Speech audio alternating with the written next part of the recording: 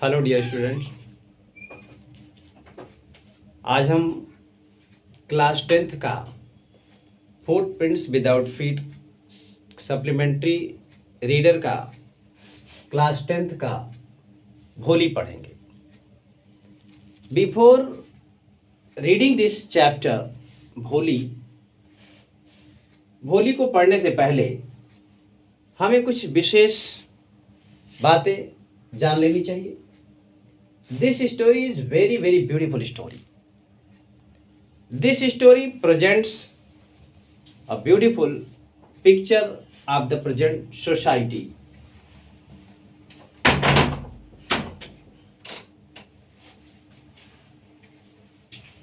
Bholi is very important character of this story.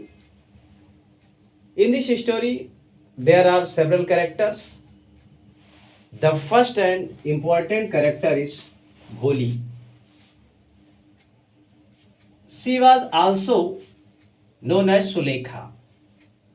यहाँ भोली एक बहुत महत्वपूर्ण कैरेक्टर है और इसका जो दूसरा नाम है सुलेखा है।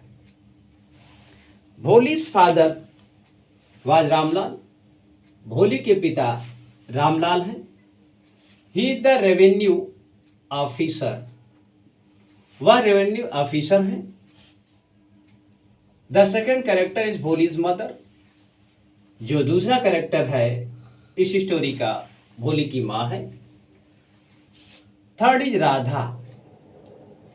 And before telling something about Radha, Mangla and Champa, I have to tell you something which is more important.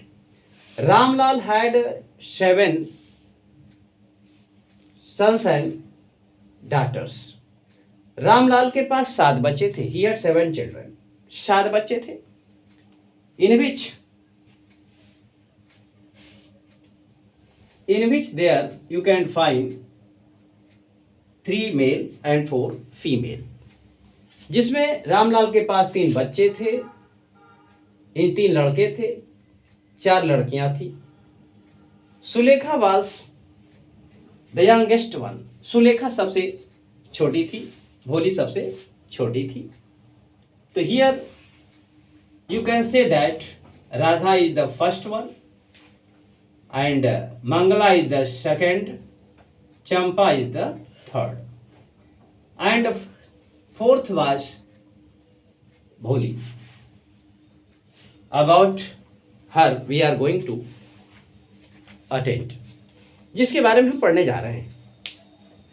Friends, when Bholi was born, जब भोली पैदा हुई, she was a beautiful girl. She was a beautiful child. वह एक सुंदर लड़की थी। Like other boys, she was also beautiful and charming. There was no any problem with भोली।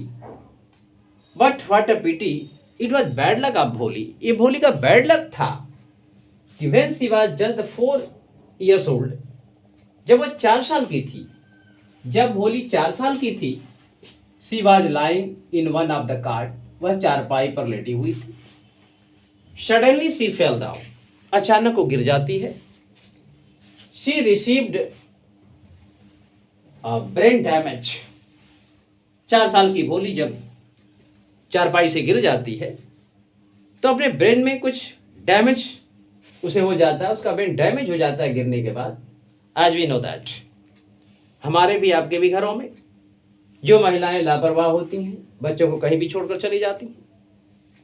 Just the same situation happen here also. जैसे ही भोली चारपाई से गिरती है, शी रिसीव्ड ब्रेन डैमेज। उसका ब्रेन डैमेज हो जाता है। सो दैट भोली स्टार्टेड स्टैमरिंग। जैसे ही भोली का ब्रेन डैमेज होता है, भोली हकलाने लगती है, क्योंकि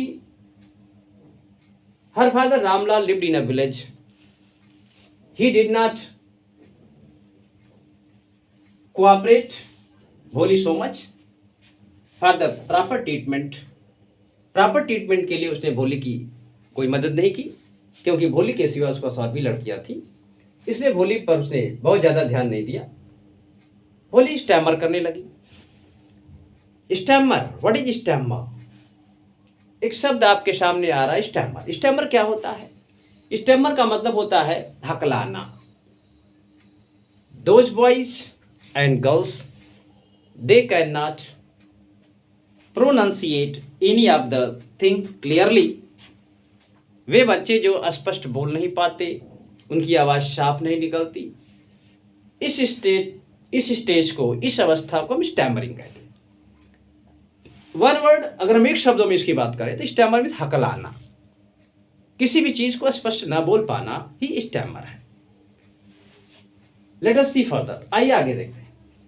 भोली स्टैमर करने लगी, भोली हकलाने लगी। इसके बाद क्या होता है?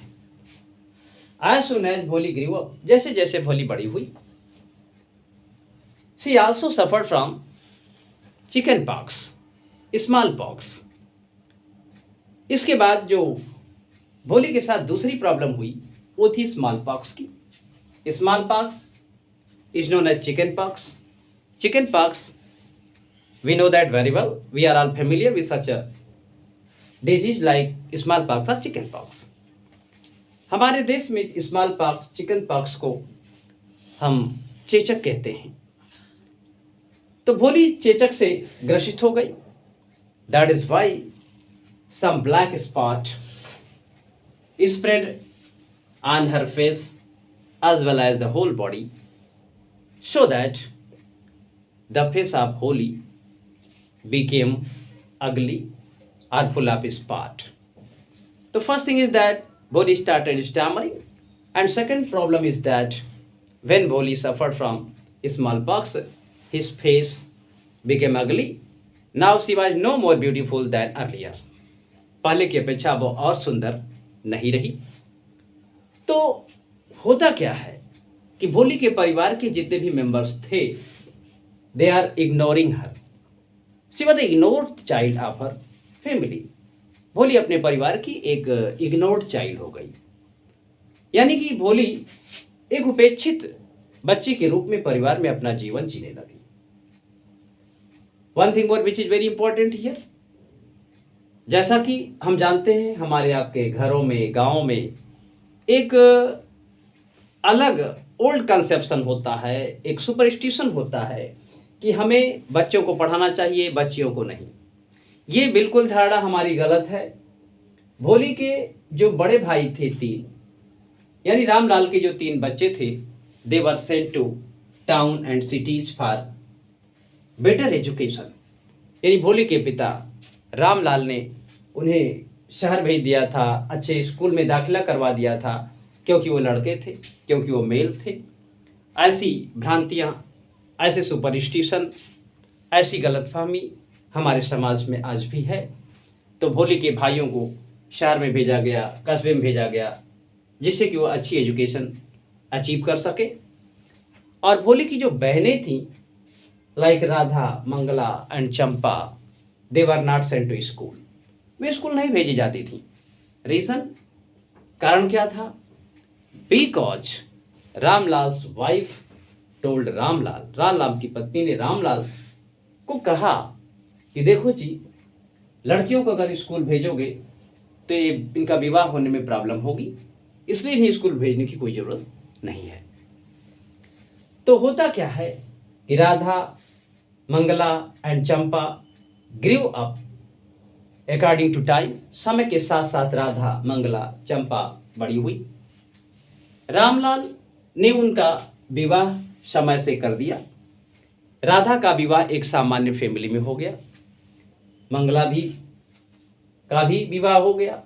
फिर क्या था, राधा, मंगला, चंपा के बाद now it was the turn of Bholi. Bholi की बात थी। भोली छोटी थी, Bholi was not sent to school. Bholi school नहीं भेजी जाती थी। वह घर में एक उपेक्षित बच्ची की तरह अपना जीवन जी रही थी। भोली के लिए न तो नए कपड़े आते थे, न ही भोली को स्कूल भेजा जाता था, और न ही भोली का रख रखाव अच्छी प्रकार से किया जाता था। Because she was ignored child, क्योंकि वो अपने परिवार की इग्नोर्ड बच्ची थी। वह हकलाती थी, बदसूरत थी। That was the reason.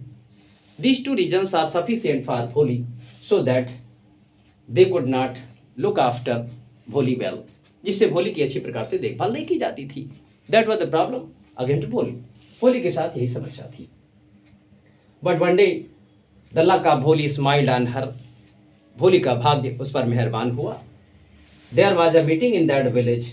Tehsildar sahib had come to that village and Ramlal was revenue officer. Then tehsildar said to Ramlal. Tehsildar ने रामलाल से कहा कि there is opening of primary school happening in this village. तुम्हारे गांव में प्राइमरी स्कूल खुल रहा है और बच्चियां वहां जाके पढ़ेंगे। देन तहसीलदार ने कहा, सी रामलाल, देखो Ramlal, you are literate but not illiterate. तुम पढ़े लिखे हो। If you are not going to send your daughters and sons to this school, then how is this possible so that the villagers will send their children? Ramlal, तुम पढ़े लिखे हो, revenue officer हो। अगर यदि तुम अपने बच्चों को इस स्कूल में नहीं भेजोगे तो कोई नहीं भेजेगा, इसलिए तुम्हें अपने बच्चों को स्कूल भेजना चाहिए। Ramlal heard tehsildar sahib. He could not avoid the statement और the suggestion of tehsildar sahib. That is why Ramlal came to his home and share this things to his wife. Ramlal ने बातें अपनी पत्नी से शेयर की। उनकी पत्नी ने कहा, देखो जी, दिस इज नॉट गुड। ये अच्छी बात नहीं है। कौन लड़कियों को पढ़ाए? लड़कियां पढ़ लिख लेंगी तो शादी विवाह में प्रॉब्लम होगी और दहेज भी ज़्यादा देना होगा।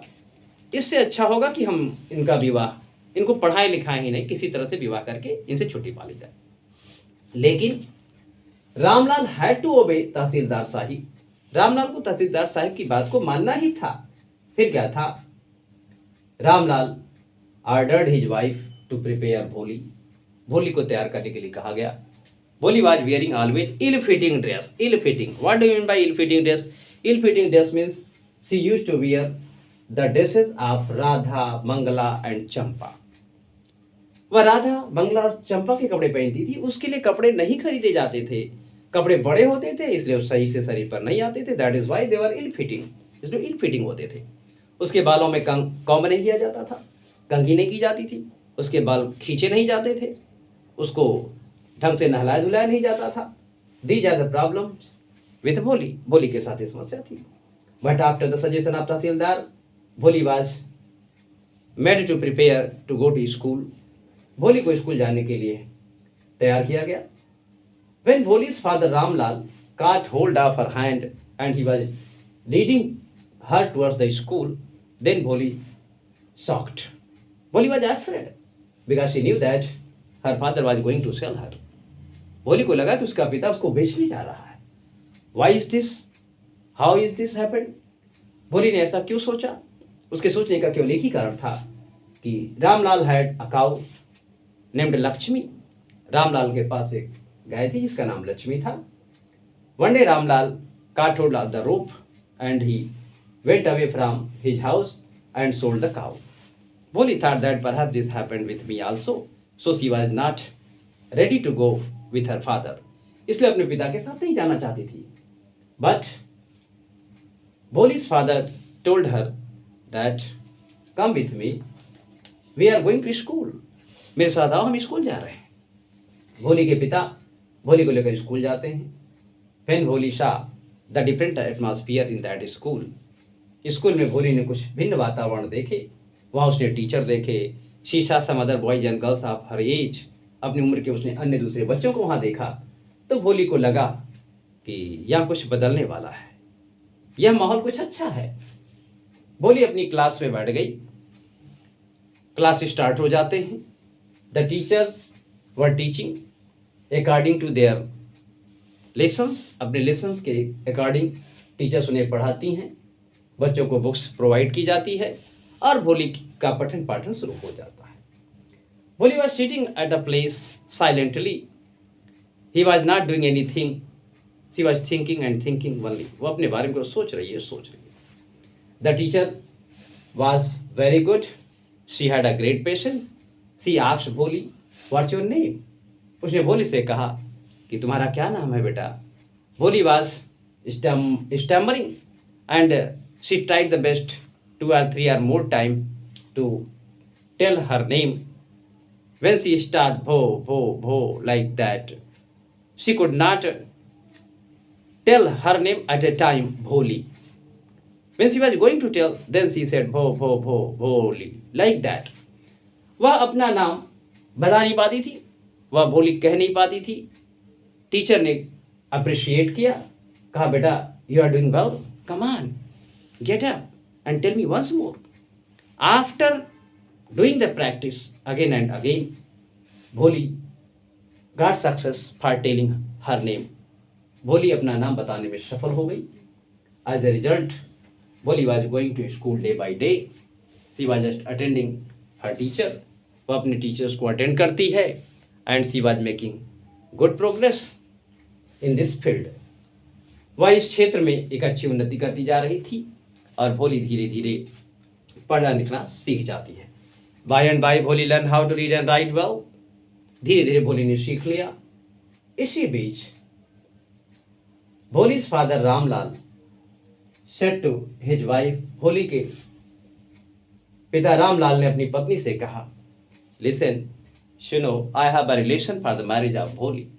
भोली के लिए एक रिश्ता आया है।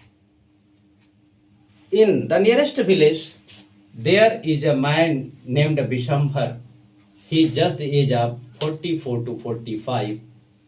यानी कुछ दूर के बगल के गांव में एक बिशंभर नाम का एक व्यक्ति है जिसकी उम्र 44 से 45 साल है। He is highly desires to marry with Bholi. वह भोली से विवाह करने के लिए तैयार है। When he said to his wife got ready। उसकी पति तैयार हो गई। ऐसा इसलिए था कि भोली की माँ को पता था कि भोली का विवाह हुआ नहीं होगा, कोई उसे पसंद नहीं करेगा। लेकिन जब ये रिश्ता आया तो भोली की माँ ने कहा, देखो जी, ये तो बड़े अच्छी बात है, बड़े भाग्य की बात है कि हमारे यहाँ रिश्ता आया है, हमें भोली का विवाह इससे कर देना चाहिए। But Ramlal said to his wife, Bholi is young ones. Bholi बहुत छोटी है। According to her age this is not a good match of Bishambhar and भोली।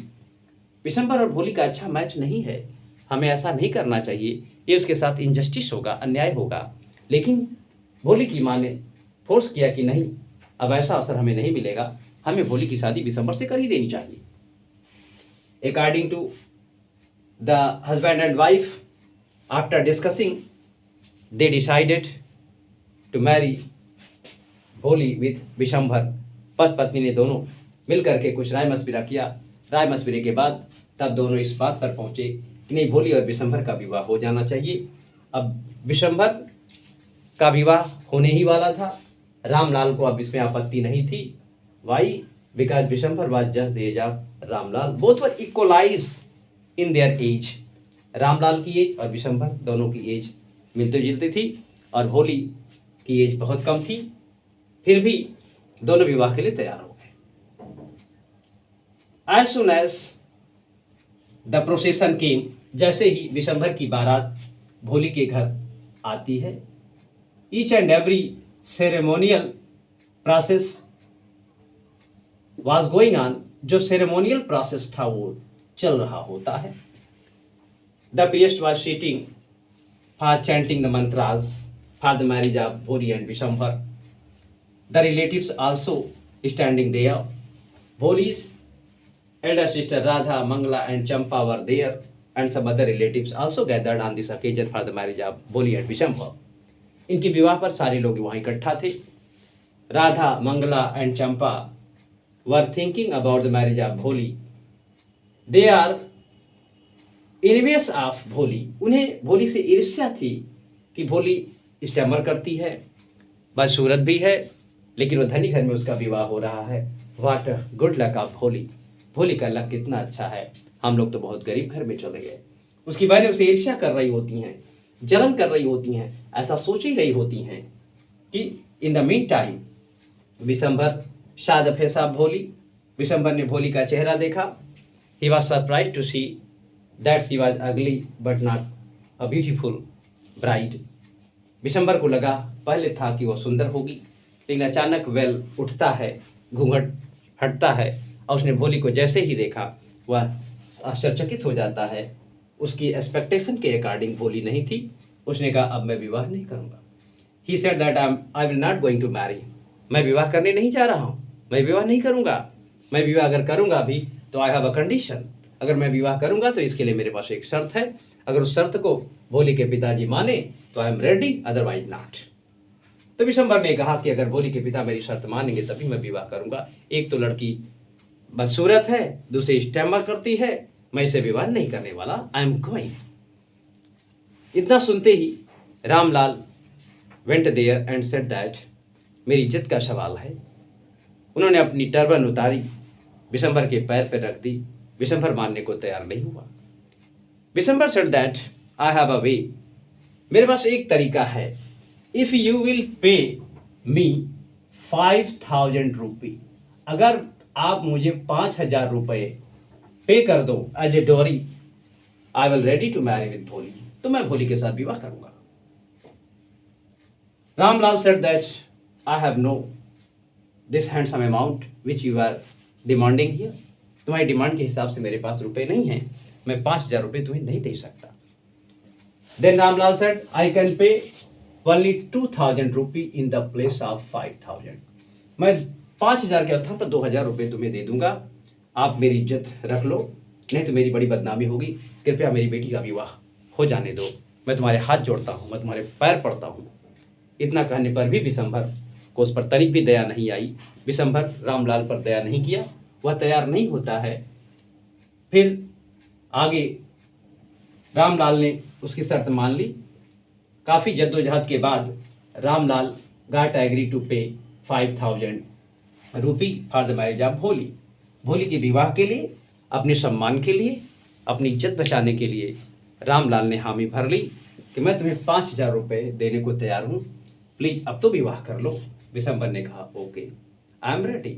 विशंबर ने कहा बिल्कुल मैं तैयार हूँ, अब मैं विवाह भोली से कर लूँगा।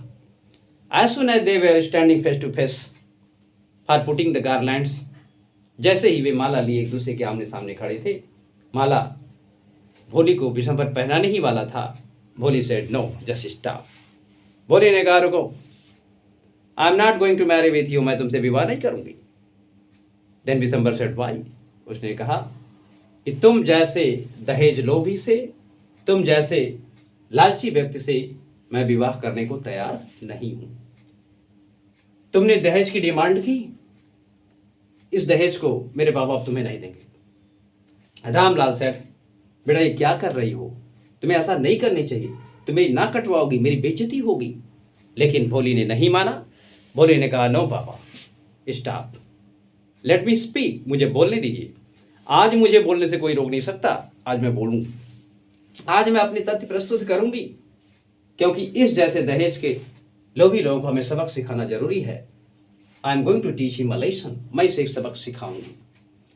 रामलाल के कहने पर भी भोली ने नहीं माना। Then Bholi had given a lecture there, each and every one was listening very attentively to Bholi. This day Bholi didn't stammer a single word, Bholi ने एक भी शब्द स्टैमर नहीं किया। She was going on and on, वह बोलती गई, वह बोलती गई। Each and every one listen.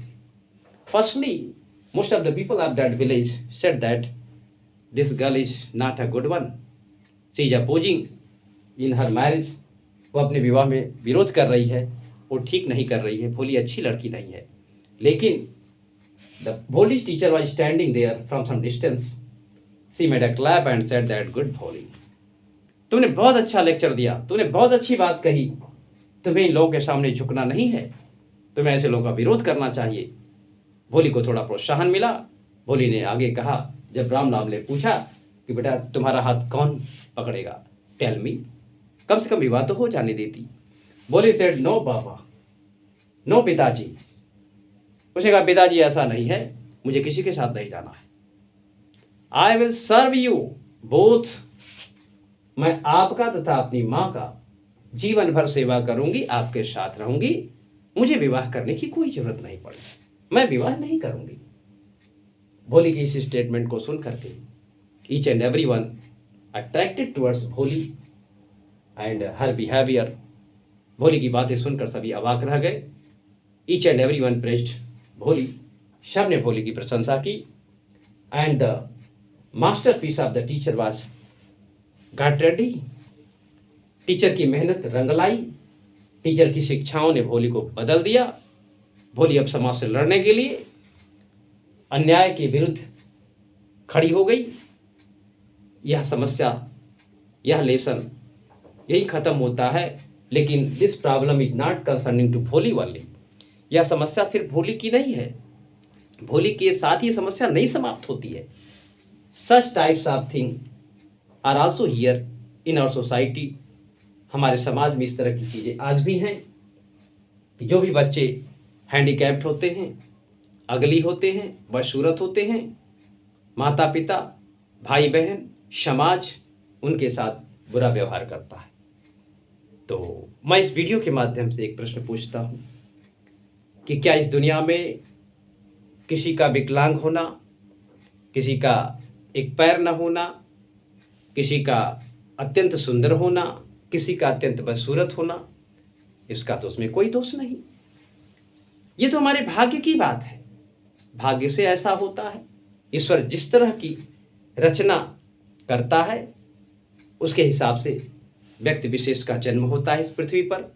इसलिए ऐसे बच्चों से हमें कभी भी किसी भी प्रकार की नफरत नहीं करनी चाहिए।